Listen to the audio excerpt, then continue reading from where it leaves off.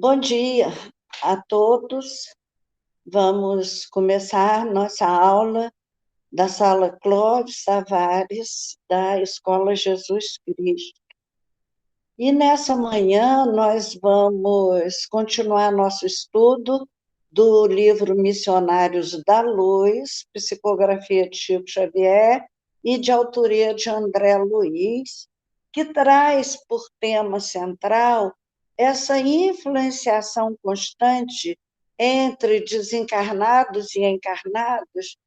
E esse tema de hoje nos leva a refletir muito seriamente no pedido de Jesus, quando nos disse: vigiai e orai para não cair em tentação.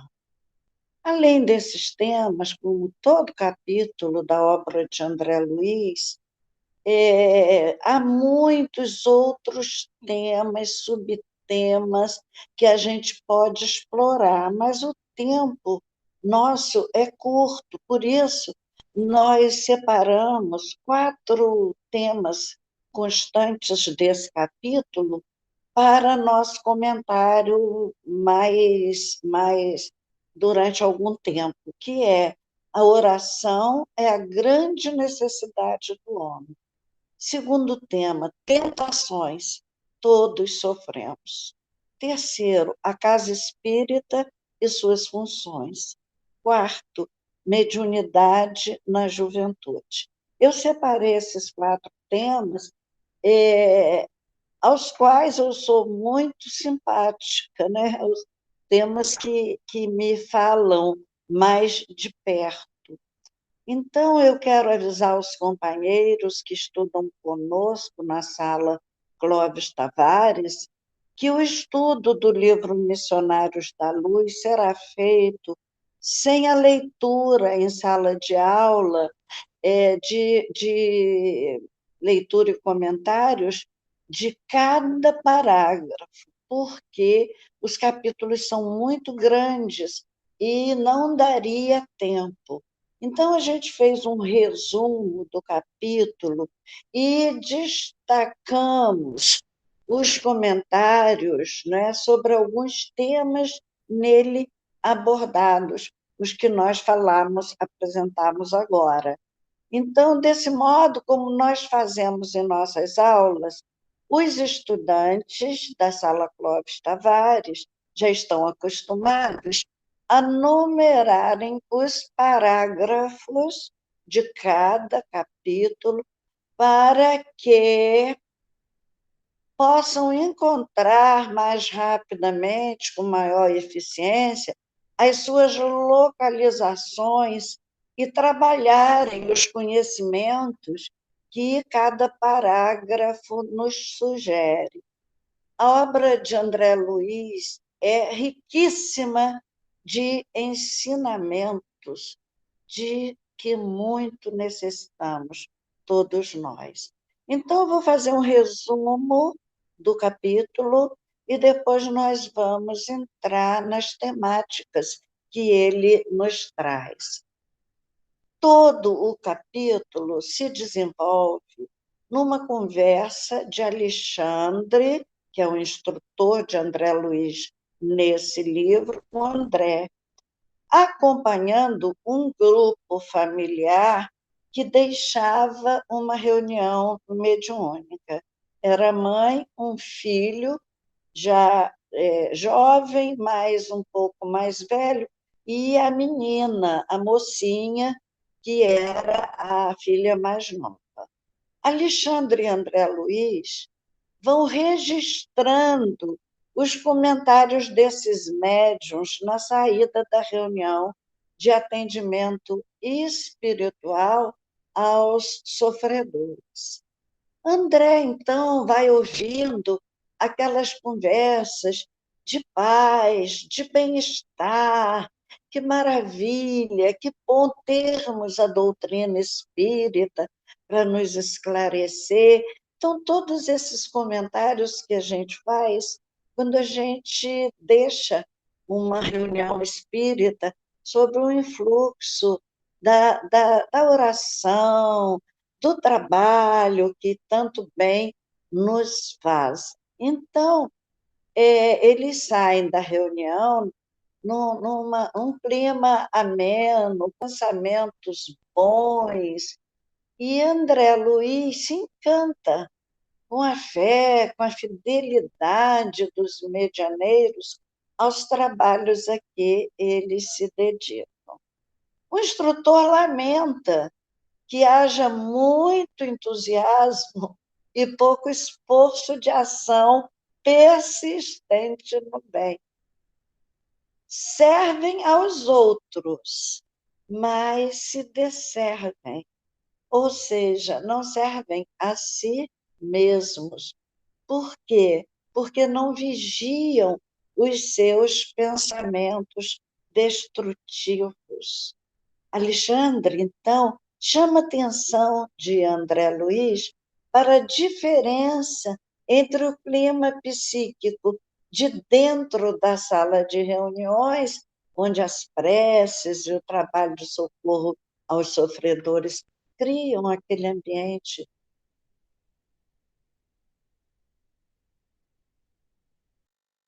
Vigiam na ambiência pesada da rua, que é um repositório de pensamentos antagônicos, infelizes. Alexandre, então, ressalta que esse primeiro estado de espírito do grupo é por eles estarem ainda sob as irradiações do banho de luz a que se submeteram enquanto estavam no trabalho. O trabalho, como nós todos entendemos, ele é dissolvente desses pensamentos negativos e tristes que, por vezes, nos assaltam. Então, todos saem, se sentem felizes e pacificados, mas essa sensação é interrompida pelos próprios pensamentos deles, associados aos pensamentos de seus opressores, que os aguardavam na saída da reunião. Quase sempre a gente entra numa reunião dessa, seja pública ou mediúnica, e os nossos obsessores muitas vezes não têm condição de entrar na sala de reunião, eles são barrados. Há uma barreira magnética que os impede de entrar no recinto. Mas eles ficam lá fora nos aguardando. Quando nós saímos, se o nosso pensamento cai, eles aí se agregam novamente a nós. Então, o instrutor e o discípulo observam os espíritos que não puderam entrar na reunião e que agora seguiam os médios, influenciando-os negativamente. Alexandre e André Luiz caminhavam ladeando essa senhora com os 2 filhos. Ele era um jovem senhor, porque era casado, mas era jovem. E ela uma jovenzinha, bem novinha. E eles vão registrando a mudança drástica de sentimentos e pensamentos do rapaz e de sua mãe. Ela, a mãe, começa a falar de amargura, de ansiedade, de melancolia, e ele começa a confidenciar à mãe sua atração pelos ambientes malignos, falando das tentações descabidas de que ele era alvo. A mãe atraía o marido já desencarnado, que viveu aqui na Terra sem quaisquer ideais enobrecedores, sendo um escravo das paixões da carne. E que, naquele momento, interessado em fruir todas as gratificações dos sentidos, ele também não se sente bastante forte para abandonar o círculo doméstico. Isso está no parágrafo 53. Então, essa situação dessa família nos leva a pensar na questão da tentação, né? Eles vão ouvindo essas conversas, Alexandre e André Luiz, e vão vendo assim a fragilidade nossa, ser humano, que de repente nós estamos muito bem e caímos. Como Pedro, o médium é assim. Pedro, uma hora, era a pedra sobre a qual Jesus ergueria a sua igreja. Noutra hora Jesus dizia: arreda, Satanás. Por quê? É essa oscilação de sentimentos e pensamentos que nos visitam aqui na Terra. Isso podemos ver nos parágrafos 59 e 60. E o moço atraía dois espíritos que o acompanharam certa vez quando ele saiu de uma casa de meretrício. E aqueles espíritos se sentiram afinados com ele. E a mocinha, ela era muito equilibrada, e por isso ela se fez um canal aberto aos espíritos do bem, e Alexandre ia intuindo o pensamento dela para que ela falasse. E ela dizia: antes de enfrentar os inimigos, filhos da ignorância, deveríamos armar o coração com a luz do amor e da sabedoria. Antes do trabalho mediúnico, devemos procurar a elevação de nossos ideais e sentimentos, viver espiritualmente, embora na carne. Era o que Alexandre intuía a menina a falar. E a menina, pura ainda, tendo uma reencarnação preparada para a tarefa, ela estava assim como um jarro límpido e puro. E por isso ela se fez portadora desse ensinamento que é para nós nos dias de hoje. Lembramos-nos agora de uma definição do professor Humberto Vasconcelos, por quem eu oro muito hoje, está internado no Hospital Português em Recife, e eu peço a todos por esse grande orador e escritor. O professor Humberto diz que ser espírita é saber-se espírito. E quem se sabe espírito eterno vive diariamente em perspectiva de eternidade. Então, nós vamos registrar, vamos comentar aqui alguns fatos que foram registrados para nós, como lições para nós, nesse capítulo. Primeira coisa que nós aprendemos com ele, que qualquer reunião espírita que a gente frequente requer de todos nós uma preparação e uma manutenção do pensamento equilibrado antes da reunião, durante a reunião e depois da reunião, para que não aconteça o que aconteceu com essa família, que na saída da casa espírita os obsessores já os envolveram. Segundo, que o processo desobsessivo pode ser muito lento quando os desencarnados se convertem em poderosos ímãs, atraindo espíritos doentes para junto deles. Alexandre chega a explicar. Mas quem deverá romper a algema, senão eles mesmos? Como é que pode alguém libertar outro de um jugo opressor se ele é um imã para aquele espírito através dos seus pensamentos e dos seus sentimentos?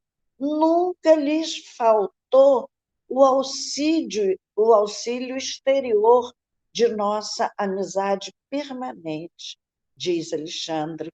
No entanto, eles próprios alimentam-se uns dos outros. É esse conluio muito nocivo para nós que estamos na carne. A mulher, alegando saudade do marido, atraía o antigo parceiro. É assim que acontece, né? As obsessões, elas acontecem nesse processo de atração. Sejam essas obsessões de desencarnado para encarnado, ou de encarnado para desencarnado, ou de encarnado para outro encarnado também, porque acontece obsessões entre nós encarnados, ou ainda dele para ele mesmo, a auto-obsessão, quando a criatura passa a ser opressora de si própria. Há um caso na obra de André Luiz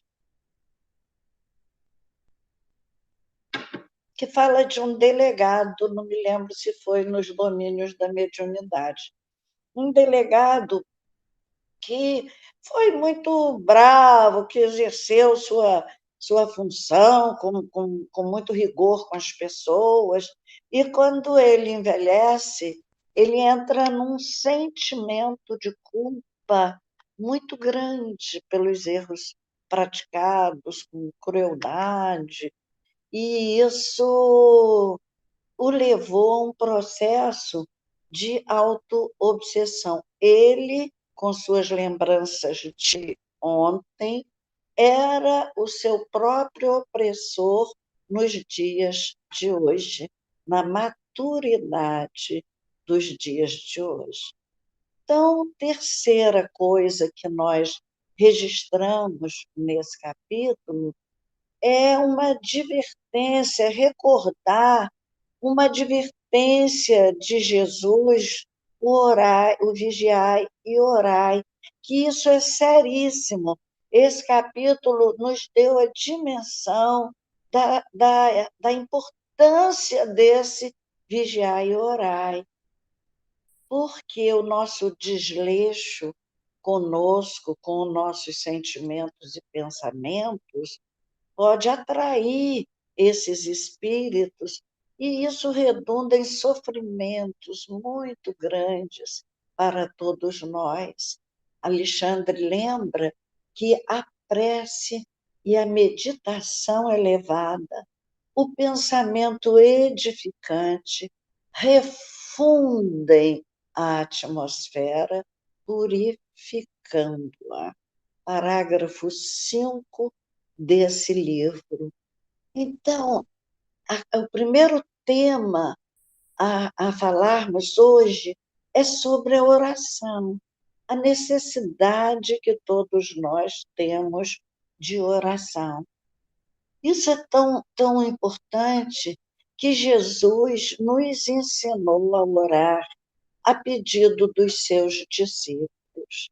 O Pai Nosso nasce, então, do coração do Cristo para os nossos corações, como uma cascata de luz, refrescando os nossos sentimentos e libertando-nos dos nossos atavismos e do tumulto dessa vida. Então, tanto para o nosso interior atávico, preso em lembranças ruins, como os tumultos de todo dia aqui na Terra, tudo isso é aliviado com a bênção que buscamos em Jesus. A oração muda completamente o nosso psiquismo atormentado. Os judeus costumavam orar 3 vezes por dia. E há até uma oração em Deuteronômio 4:3 que dizia assim: Ouve, Israel, o Senhor Deus é o nosso Senhor, como um meio de levar as criaturas a evocar o nome de Deus e a Ele prestar as suas homenagens e os seus louvores. O homem sempre teve necessidade de exteriorizar a sua alma. Os discípulos oravam uma oração judaica que era muito longa e muito repetitiva. Havia cerca de 18 pedidos que eles repetiam. Era longa demais. Por isso, Jesus aconselhou no Sermão do Monte: quando orardes, não useis vãs repetições. Ou seja, oração curta, direta, e foi por isso que os discípulos pediram-no que os ensinasse a orar. A oração do Pai Nosso, que foi a que Jesus ensinou, é uma oração que nós ainda não alcançamos a sua grandeza. Eu vi certo dia, num outro estado do nosso país, alguém daqui da região sudeste fazer uma referência aos espíritas daquela região, dizendo assim: eles aqui só sabem orar o Pai Nosso, não fazem uma prece deles, não. E aquilo me espantou muito. Só sabem orar o Pai Nosso? O que é isso? O Pai Nosso é a maior, a mais linda, a mais profunda de todas as orações. Por isso, um pastor, Arthur Walter, dizia: há trovões e poderes e uma neblina espectral nessa oração. E Emmanuel concorda com isso.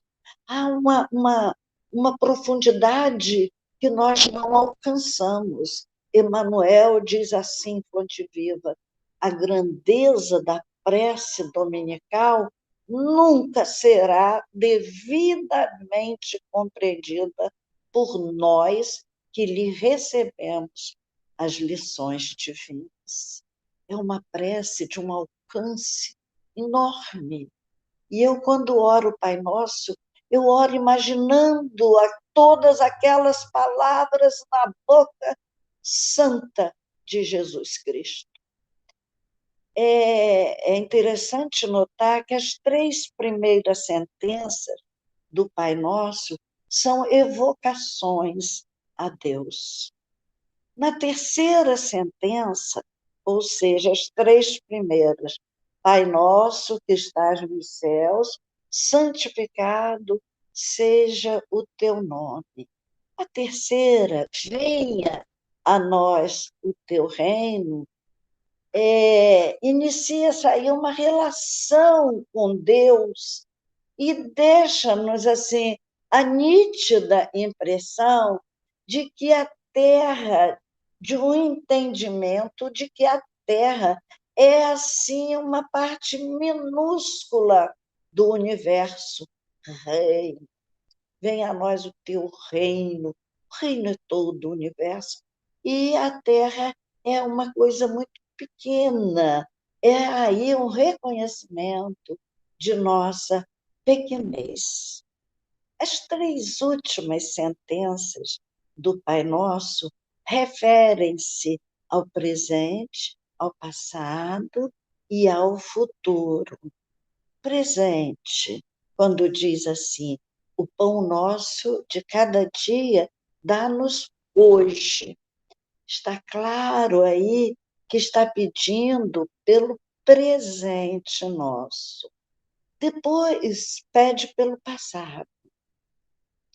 Perdoai as nossas dívidas, assim como nós perdoarmos aos nossos devedores.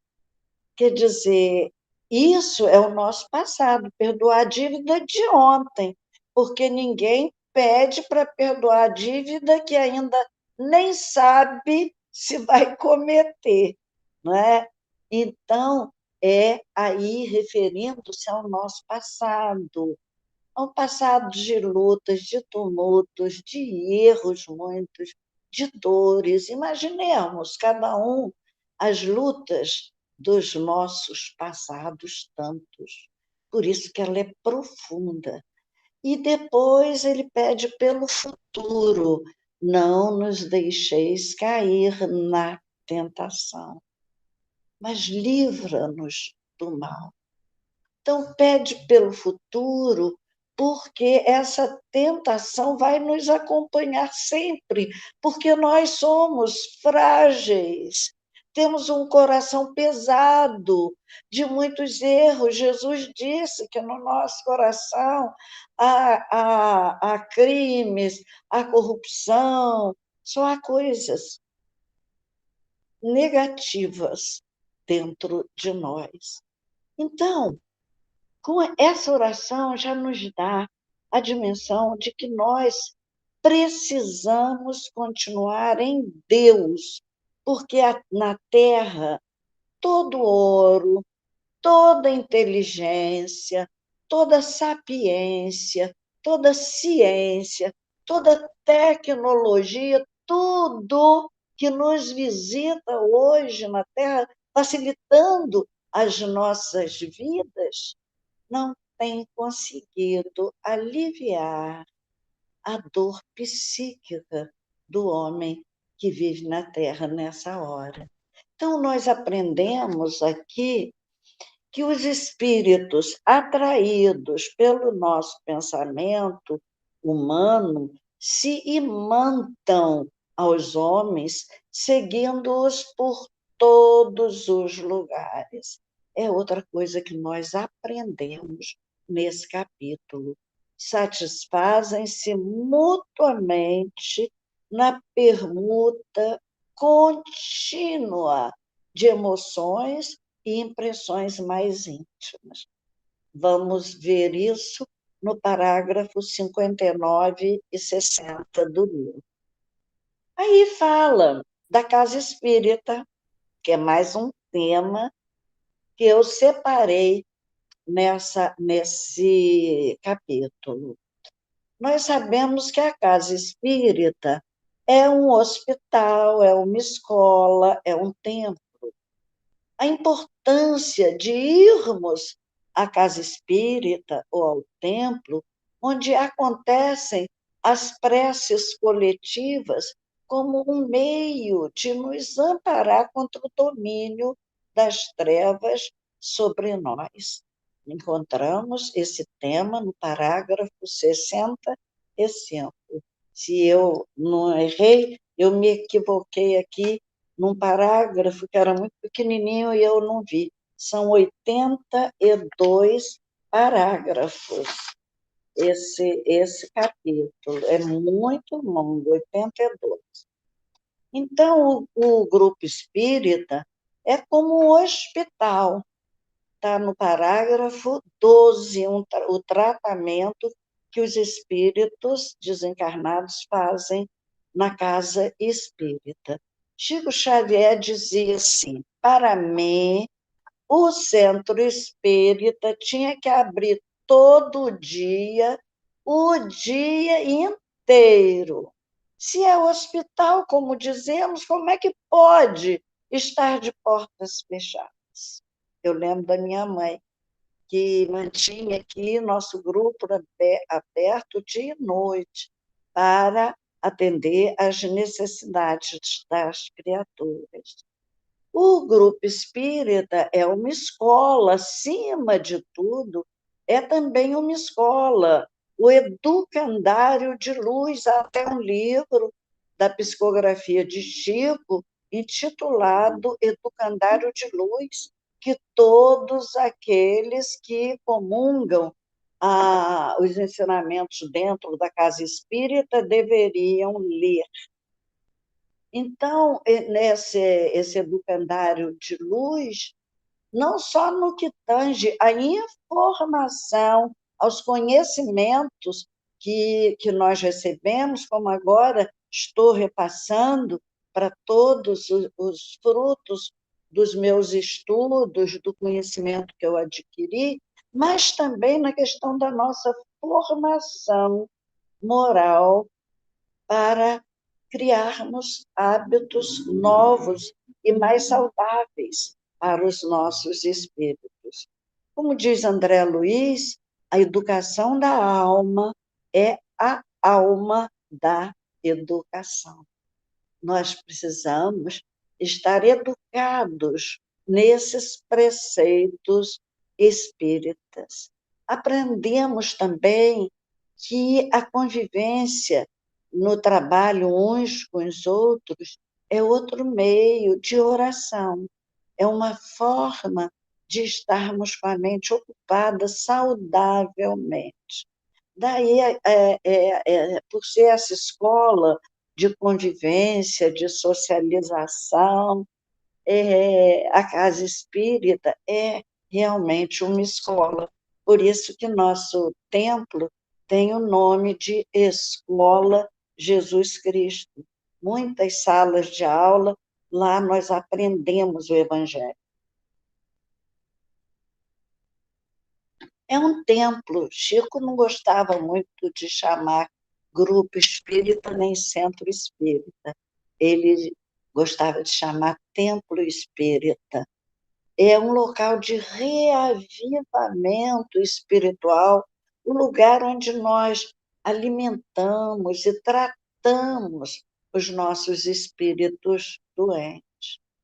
A jovenzinha que caminhava com a mãe ou irmão, a certa hora, ela diz assim: as tentações me transformaram a vida num cipoal de sombras espessas. As tentações. Martinho Lutero dizia assim: não podemos impedir que as aves de rapina sobrevoem sobre nossas cabeças, mas podemos impedir que façam ninhos sobre nós.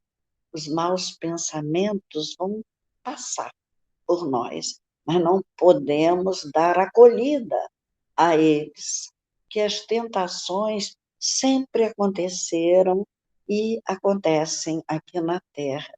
E dizia Tiago, no capítulo 1, versículo 14, assim: mas cada um é tentado quando atraído e engodado, ou seja, enganado pela própria concupiscência. Emmanuel define concupiscência por lembranças, ou seja, quando o nosso homem velho aflora dentro de nós, e aí a gente se mostra egoísta, vaidoso, orgulhoso, prepotente, porque é isso que a gente ainda traz dentro de nós. Então, as tentações a gente deve evitar logo no início, porque elas geram obsessões. Vivemos momentos de muita conturbação aqui na Terra. Estamos sofrendo agora uma obsessão coletiva. Multiplicam-se as doenças psiquiátricas, são tantas que a etiologia médica nem dá conta de classificar. Classifica uma, surge outra. Então, há muita violência na Terra nessa hora. As crianças, as mulheres, os mais frágeis estão sendo vítimas de muita violência. No livro dos Espíritos, há questões relativas a essa a questão da obsessão. Então, na pergunta 459, os espíritos influem em nossos pensamentos e atos muito mais do que imaginais, pois frequentemente são eles que vos dirigem. Tem uma outra, na 484, que também é muito pertinente nesse tema que nós tratamos hoje. Os espíritos se afeiçoam de preferência a certas pessoas. Os espíritos bons simpatizam com os homens de bem, ou suscetíveis de se melhorar. Os espíritos inferiores com os homens viciosos, ou que podem tornar-se viciosos. Daí o seu apego resultante da semelhança de sentimentos. Eles conhecem os nossos pontos fracos, frágeis. Quem quiser aprofundar mais, podem ler em Religião dos Espíritos, na página 19, há uma página sobre isso. Ainda temos a questão 460, também é pertinente. Além dos pensamentos que nos são próprios, haverá outros que nos são sugeridos. Resposta: vossa alma é um espírito que pensa. Não ignorais que muitos pensamentos vos ocorrem ao mesmo tempo sobre o mesmo assunto e, frequentemente, bastante contraditórios. Pois bem, neles há sempre um pouco de vós e um pouco de nós. E é isso que vos deixa na incerteza, porque tendes em vós duas ideias que se combatem. Uma é nossa, a outra vem de fora. Então, nessa visão que a gente vai dando do processo obsessivo, vamos ver uma definição, a que eu gosto muito, que é de Kardec. Obsessão é o domínio que alguns espíritos logram adquirir sobre certas pessoas. Os obsessores atacam o bem que há em nós. Na humanidade terrestre, ela sempre aconteceu. Obsessor diz Emmanuel, em sinonímia correta, quer dizer aquele que importuna. Esse é o obsessor, ele não dá trégua, ele fica em cima. Mas isso sempre aconteceu na face da Terra? Sempre, sempre. Plutarco, que viveu entre 50 e 120, dizia que certos demônios tirânicos exigem para o seu prazer a alma ainda encarnada, incapazes de satisfazer as suas paixões de qualquer maneira, eles incitam-nas à sedição. Sedição é a rebeldia, a indisciplina, incitam-nas à luxúria, às guerras de conquista. Não se iludam, as guerras são fruto de mentes doentes, de obsessores dos que dirigem. Então, guerras de conquista, e assim eles conseguem o que almejam. Os guerreiros, os que gostavam de guerrear, vão continuar gostando, não melhoram, não encontram um caminho que possam trilhar com segurança e com nobreza. Então, eles incitam os homens à violência. Por isso, tanta violência nessa hora. Confúcio, 551 a.C., encontra no Templo da Luz uma máxima que havia sido difundida 500 anos antes dele, ou seja, 1000 anos antes de Cristo. Já estava escrito no Templo da Luz, quer falando ou agindo, não penseis que estáis sozinhos, que não sois vistos nem ouvidos. Os espíritos são testemunhas de tudo. Então, essas verdades vêm sendo reveladas ao homem há muito tempo, há milênios, não é? E isso é o que Kardec fala ali no Livro dos Espíritos, 465, né? Quase sempre são eles que vos dirigem. A gente tem também, nas artes, um texto de Shakespeare, Hamlet, que se baseia na aparição do rei a seu filho, o príncipe, pedindo-lhe que vingasse a sua morte. Essa é a história de Hamlet. Ele fora assassinado por seu irmão, que, além de matá-lo, ainda se casou com a sua viúva para herdar-lhe o trono. Meu Deus, quantas atrocidades a humanidade já praticou, né?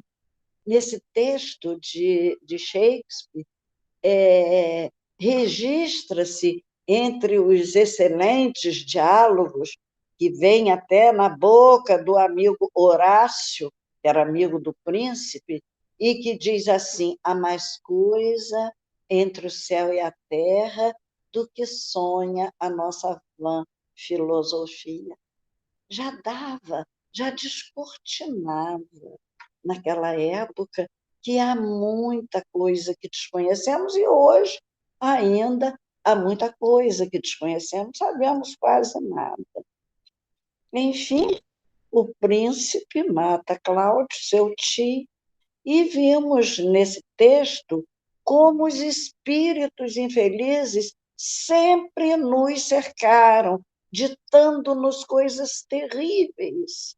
Isso explica, nos dias de hoje, toda essa violência. Nós vivemos um momento de obsessão coletiva, o mesmo que aconteceu quando Jesus veio ao planeta operar uma grande mudança, foi outro momento de transição, porque Emmanuel diz que Jesus veio promover a maioridade da espécie humana. A partir de Jesus, nós nos tornamos mais responsáveis por tudo o que fizermos, porque agora já conhecemos o roteiro. Ele trouxe um roteiro baseado no amor, não é? E amor era uma palavra muito pouco usada naquela cultura judaica e naquela época. Então, vimos, estudando o Evangelho, que cercaram os passos de Jesus muitas subjugações, até físicas, espirituais. Então, vemos a cura da mulher encurvada. Aquilo era um processo obsessivo. Ela estava, sim, essa obsessão que danifica o físico. O surdo-gago era outro obsediado. O mudo endemoniado, esse sofria uma subjugação física e uma subjugação psíquica, está em Mateus 9, 32. Os endemoniados foram muitos. Nós citamos apenas 3 aqui. O de Cafarnaum está em Lucas 4, 31 a 37. O gadareno está em Marcos 5, 1. Diz Emmanuel que a vida de Jesus na Terra foi uma batalha constante e silenciosa contra obsessões, obsediados e obsessores. Livro Seara dos Médiuns, página 58, título Obsessão e Jesus. Além de Jesus, ele pediu que os discípulos saíssem a pregar, a curar e a expulsar os demônios. Eram as tarefas dadas por Jesus. E aí a gente lê no livro de Atos 8, versículos 5 a 7, que Filipe, numa cidade da Samaria, pregando para uma multidão imensa, curou muitos. Os espíritos imundos saíam, e muitos tantos gritos. Também muitos paralíticos e mancos, coxos, né, como está no Evangelho, foram curados. E assim houve grande alegria naquela cidade. Então, a cura de membros de uma sociedade, de uma comunidade, traz alegria àquele povo. A mediunidade é uma fonte de trabalho que nos traz muita alegria. Eu posso falar disso, porque trabalho com minha mediunidade desde novinha, desde a da adolescência, comecei na pré-adolescência, e eu sei do tamanho da alegria que eu sinto quando eu posso ajudar alguém em grande apuro espiritual. Então, diz Emmanuel, que os princípios de Allan Kardec revivem os ensinamentos de Jesus na antiga batalha da luz contra as sombras, do bem contra o mal. Esse texto também é de Seara dos Médiuns, página 181. Dessa maneira, a gente vê aí essa menina com uma mediunidade intuitiva. Voltando ao capítulo, a jovenzinha tinha mediunidade intuitiva, e sob o influxo do pensamento de Alexandre, ela nos traz grandes lições. Ela fala sobre a doutrina espírita como uma escola de preparação. Se permanecermos arraigados às exigências de conforto, talvez venhamos a olvidar as obrigações do trabalho. É uma fala dessa menina. É por isso que, quando as pessoas ficam muito preocupadas comigo, porque eu tive uma angina, eu tive internada, e o trabalho, você não pode, você não. O trabalho é a nossa força. É no trabalho que eu recomponho o coração, o espírito saudoso dos meus filhos que já se foram. É o trabalho que me renova a cada dia. Esse texto dessa menina está no parágrafo 68 desse 5º capítulo. No mesmo grupo familiar, né? A mãe e 2 filhos, nós observamos uma diferença vibratória estúpida entre eles. Cada membro daquela família vivia num mundo mental seu, próprio, eleito por ele, para a sua frequência constante. Então, eu gostaria agora de falar sobre juventude e mediunidade.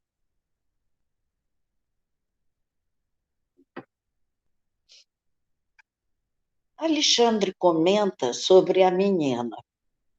Conserva ainda o seu vaso orgânico na mesma pureza com que o recebeu dos benfeitores que prepararam a presente encarnação.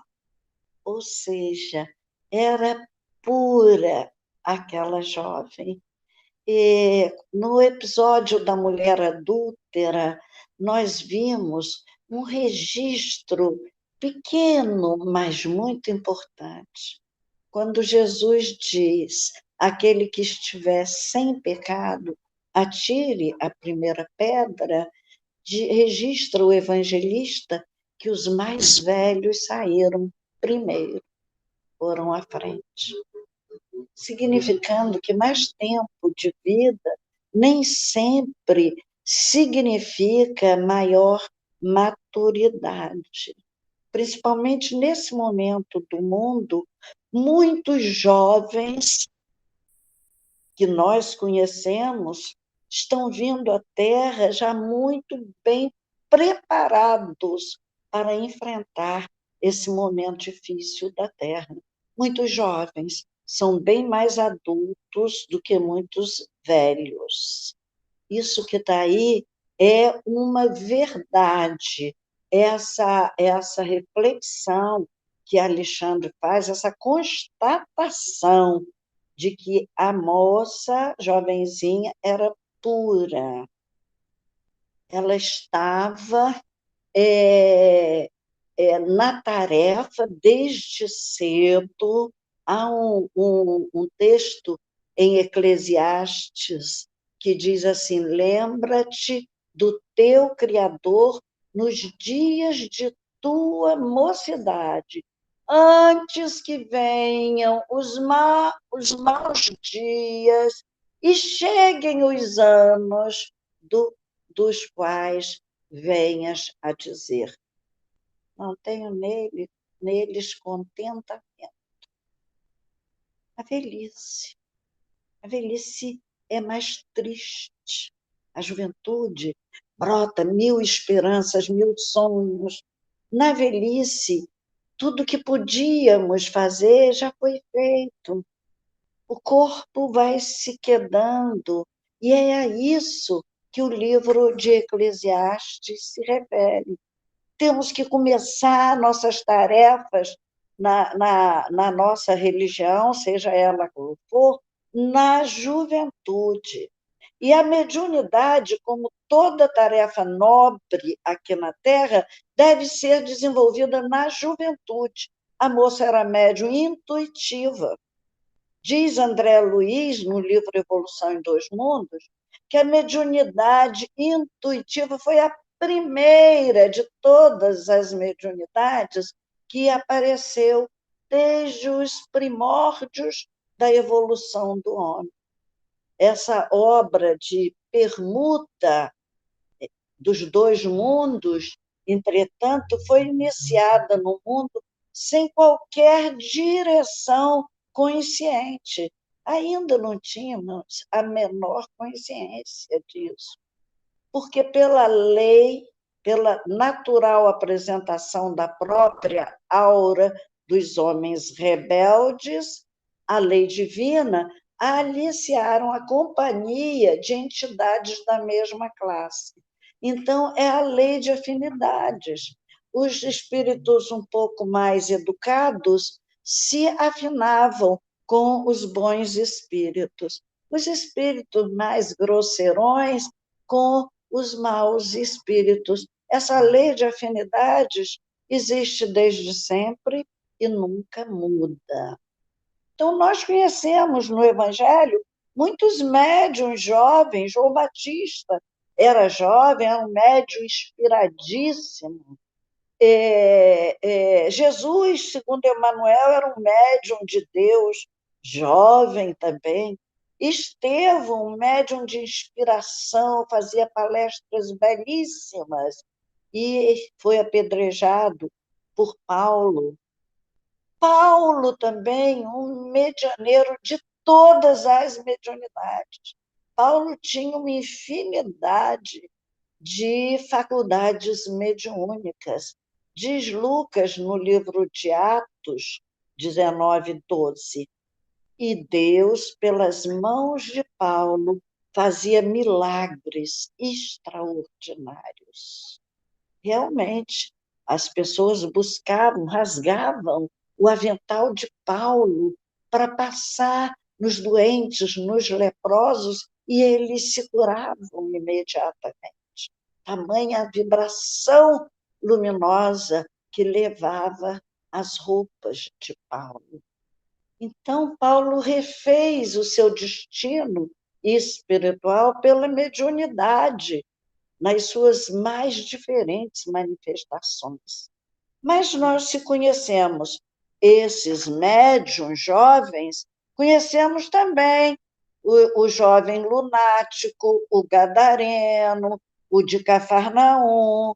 Esses eram jovens, mas estavam naquela hora sob o poder de espíritos doentes. Mais tarde, nós vamos encontrar na codificação kardeciana também muitos jovens. As irmãs Fox, né? Margarete, com 14 anos, e Kate, com 11, médiuns de efeitos físicos, que proporcionaram a tipologia, a linguagem das pancadas, né? Sematologia, linguagem dos sinais. Então, nós vemos o livro dos Espíritos, se nós o temos hoje para o nosso aprendizado imenso, um livro maravilhoso que abriu as portas da vida espiritual para os humanos. Esse livro, As Médiuns de Kardec, nesse livro, foi Julie, com 14 anos, Carolina Budan, com 16, Ruth Jafé, com 20 anos. Na minha experiência pessoal, comecei muito cedo o meu trabalho mediúnico, por volta de 15, 16 anos, eu já estava na mesa mediúnica. Eu confio muito no médium jovem. Eu abordei esse tema justamente porque eu acho de suma importância falar sobre a mediunidade na juventude. Eu tenho uma experiência que fui agraciada com uma mensagem do meu filho, que desencarnou num acidente de moto, e eu fui fazer uma palestra em Vila Velha, Espírito Santo. E lá eu recebo uma mensagem. Eu vi uma coisa linda. Assim, tinha uns 18 a 20 jovens médiums da Mocidade Espírita, todos em desenvolvimento mediúnico. E a primeira vez que eu vi uma mesa mediúnica só de jovens. E lá eu recebi uma mensagem de Leonardo, meu filho, por um jovenzinho de 16 anos.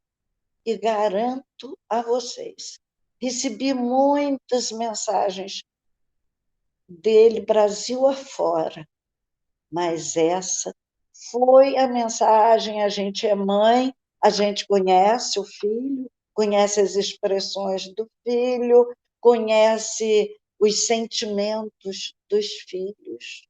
E eu posso afiançar que foi a mensagem mais perfeita, mais condizente com o que meu filho era, de fato.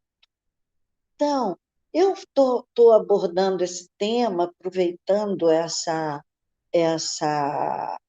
esse capítulo, para falar disso, porque eu não consigo entender por que não se colocam os jovens na mesa mediúnica. Porque a nossa mocidade fica alijada desse trabalho desde cedo.